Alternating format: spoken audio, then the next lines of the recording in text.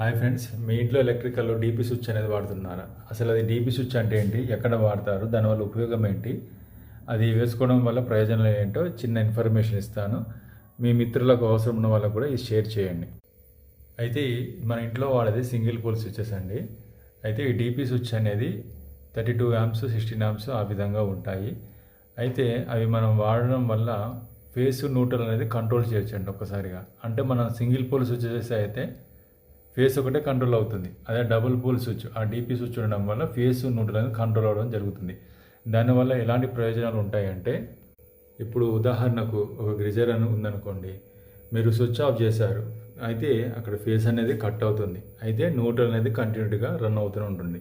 అయితే ఏమవుతుందంటే, ఈ న్యూట్రల్ అనేది ఆల్రెడీ ఇంట్లో ఉన్న లోడ్లో అది కనెక్ట్ అయి ఉంటుంది. అయితే ఇంట్లో ఏదో ఒక ఎక్విప్మెంట్ అనేది రన్నింగ్ అవుతూ ఉంటుంది. కొంత రిటర్న్ కరెంట్ అనేది న్యూట్రల్ రిటర్న్ వస్తుంది.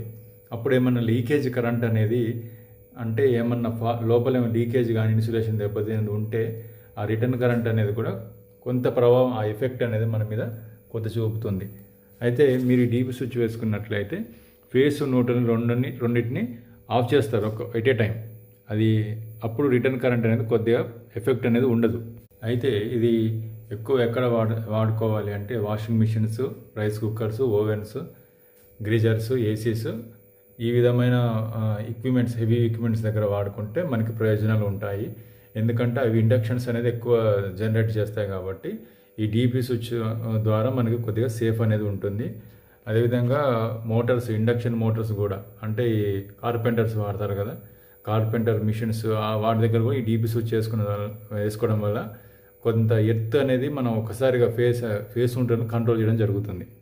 అంటే ఈ డీపీ స్విచ్ వల్ల మనకి కొంత సేఫ్టీ అనేది ఉంటుందండి. అంటే మన ఎంసీబీ లాగా ట్రిప్ అవ్వదు, కానీ కొంత సేఫ్టీ అనేది మనకి కొద్దిగా ఉపయోగపడుతుంది.